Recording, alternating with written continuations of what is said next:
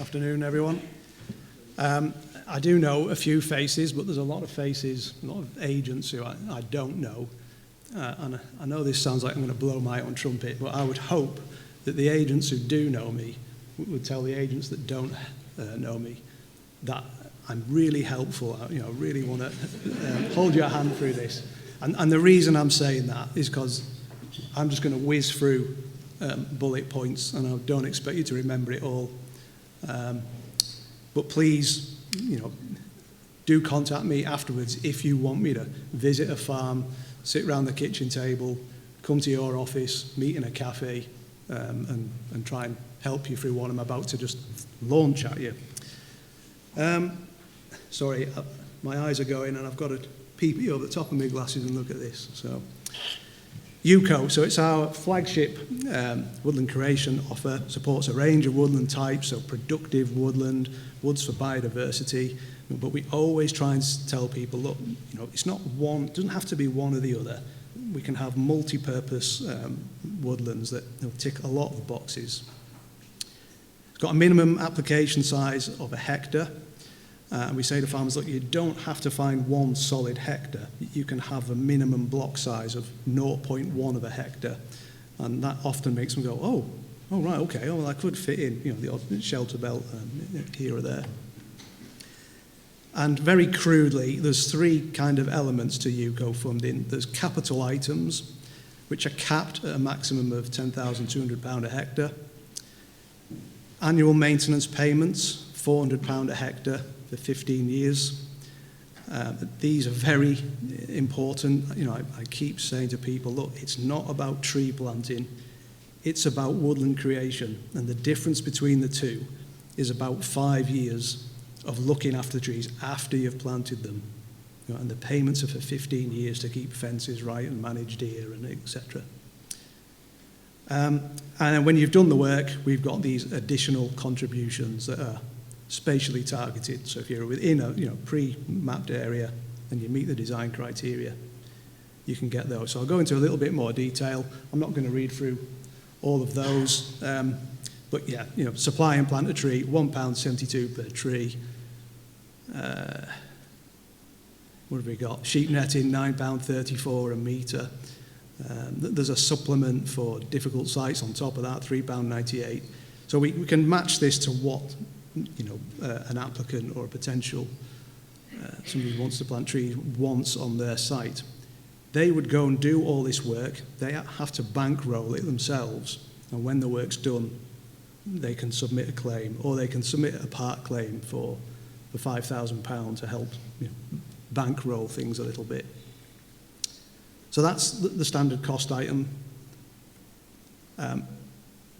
When the work is done, that triggers the £400 a hectare, the 15 years, and then it triggers this nice lump sum upfront payment for additional contributions, which we say ACs for short.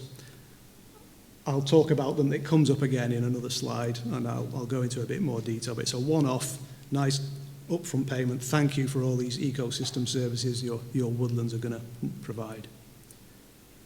So, I said minimum block size of 0.1 of a hectare. The woodland has to be a minimum width of 20 metres, although we can go down to 10 metres for shelter belts and riparian planting.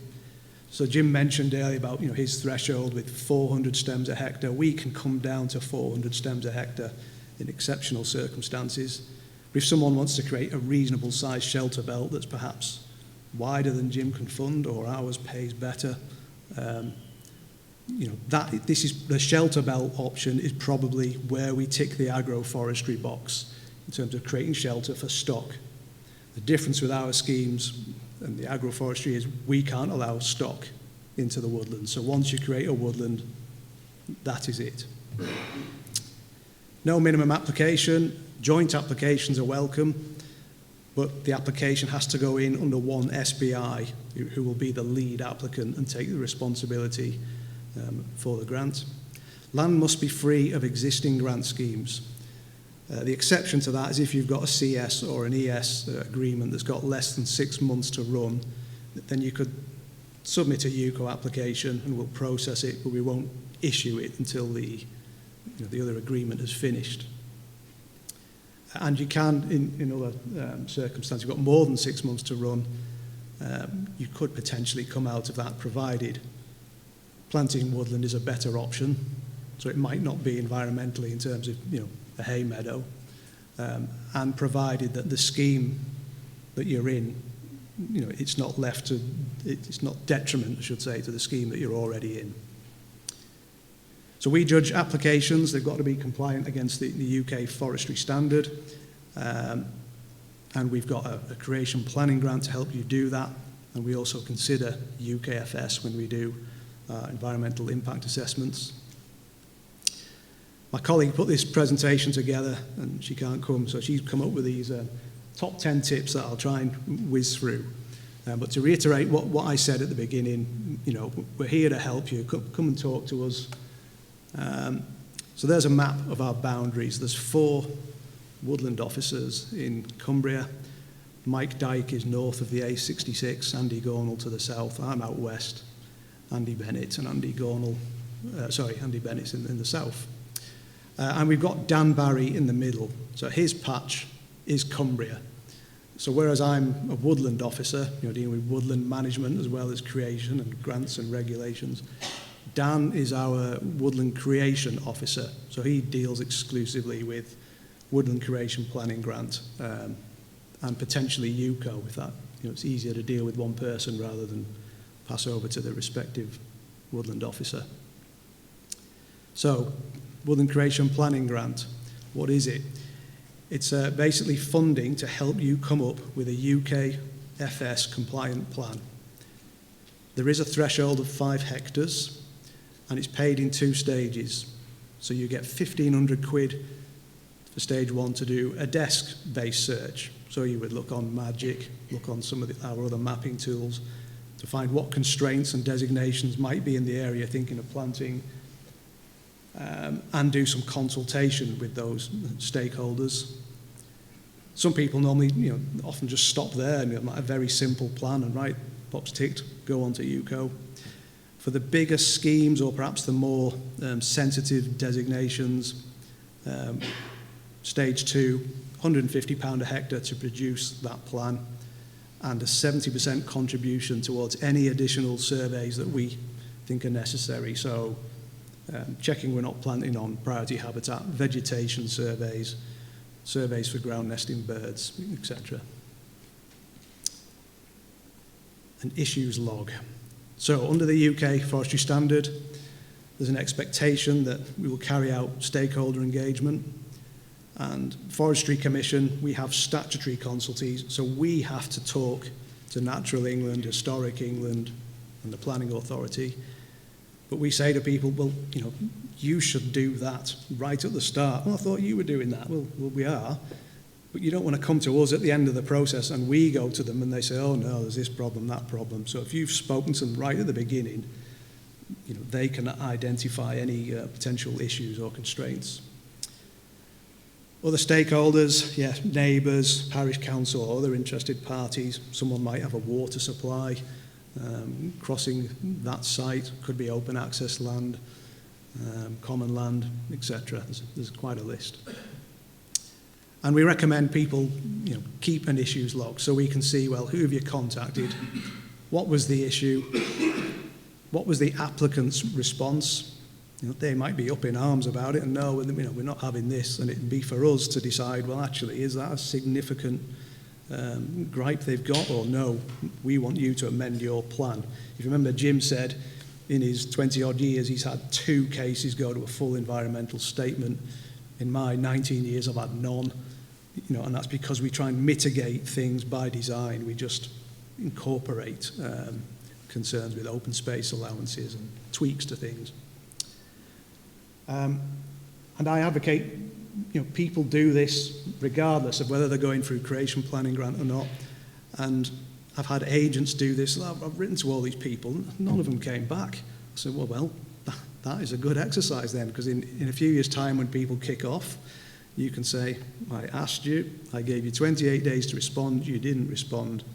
The Forestry Commission were fine with that. And it demonstrates you've been transparent with your plans and tried to design your woodland around any known issues. We do have a guide. There's a link to this at the end of the presentation, so you could click on that. It's a very useful guide to assist when planning new woodland. And this is the sort of thing we would expect to see, at the end. So a UKFS woodland design plan. It's not very detailed, but the asterisks in the top right there, memorial tree planted, retaining sight lines within open ground. Top left, they've got ancient woodland, so they've decided to fill in the gap there with native species. The ground lower down with the dots on is quite productive land, so rather than go to woodland, they thought we'll keep grazing that and go to a wood pasture option. So we won't be funding that, but the plan has helped them make that decision. I need to go up a gear, I think. I've got the timer here. So, we've got a land information search tool which can help you find those constraints. So you would click around that black shape would be your planting scheme, and it'll say in here you have all these designations, and within the red area, 500-metre buffer, you've also got these things to consider. Historic environment records are useful, so that same scheme, highlighted that the Penrith hoard was just over the boundary, was found, and the advice was we'll carry on, but keep your eyes out or keep your ears open when you're shoving spades in the ground. We might find something else. We expect consultation with local biological record centres, see what's on the site, could be great crested newts, for example. Additional contributions, back to these. So spatially targeted, you can find them on our map browser. These are stackable.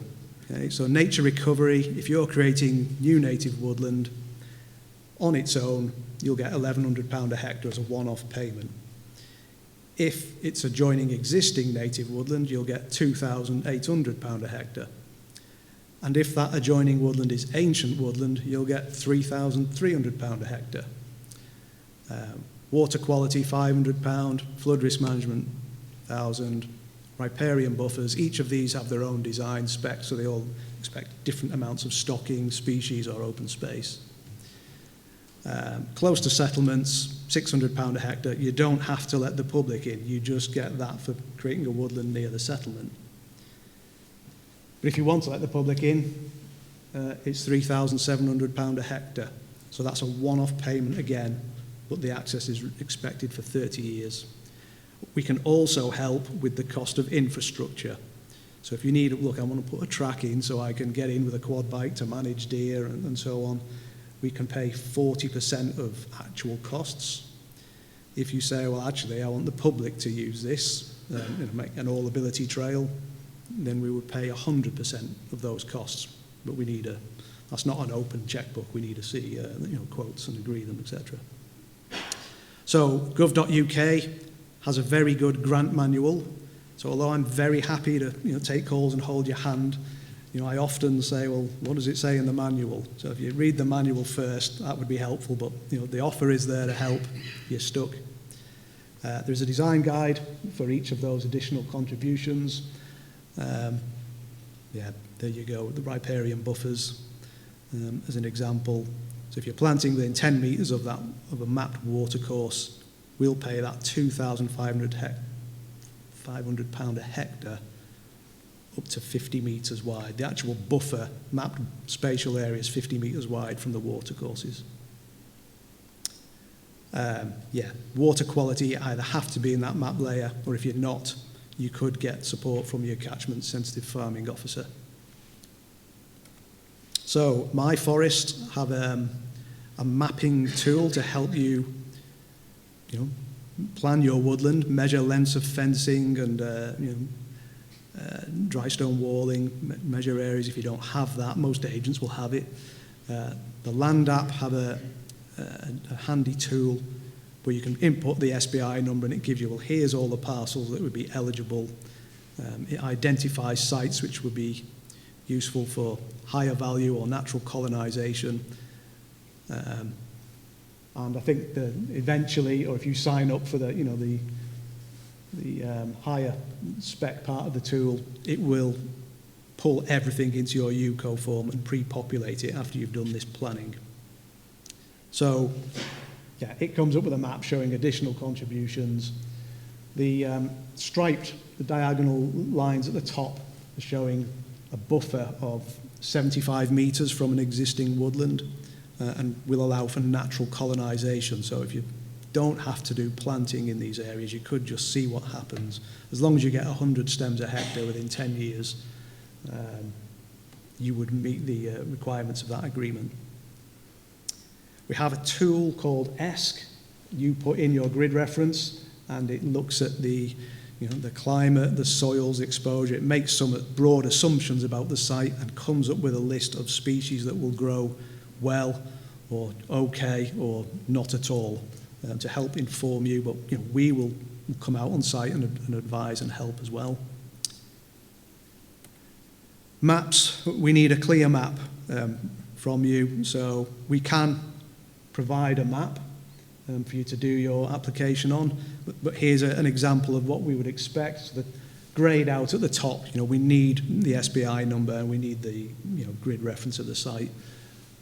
A clearly marked boundary, a clear key showing where the capital items you've applied for are going to be, and different compartments if you're planting different species or applying different additional contributions, and we need to measure those areas separately. Plants need to come from a plant healthy registered nursery. So with biosecurity, it's just a little bit of extra protection. If the nursery doesn't have that, they can get a ready to plant assessment voucher, which follows good practice and good biosecurity for the trees. Or for smaller nurseries, there is an exemption. There's a form to fill in, basically. We can't pay for any works retrospectively, okay, so it's got to be in the agreement. And the cap of £10,200 a hectare, if it's a very capital item heavy application with lots of deer fencing and the value is more than £10,200 a hectare, we'll only pay up to that, but we would expect, obviously, the deer fence, if that's vital to the success of the scheme, you would have to stand the cost of that yourselves. Timing, regardless of whether you do creation planning grant or not, come and talk to us early. At the quick end of the scale, here's a long example. I had a scheme come to me in June, and I think we turned it around by late July, August, and they were ready to plant this winter. The other end of the spectrum, surveys might be required. So if you come to us in June this year, we might say, oh, that's my timer, we're nearly 20 minutes, nearly done. We might say, well, it really needs a survey. Next spring when the vegetation's out and you've got to book an ecologist, that takes time. We need to see the survey results. So you could be looking at planting the following winter. So the sooner you talk to us, the better. There's a very generic email address, and rather than listing all the woodland officers, and there's links to the manual and the guide. And I think I'm about 20 minutes as requested. So hope that wasn't too rushed. Right.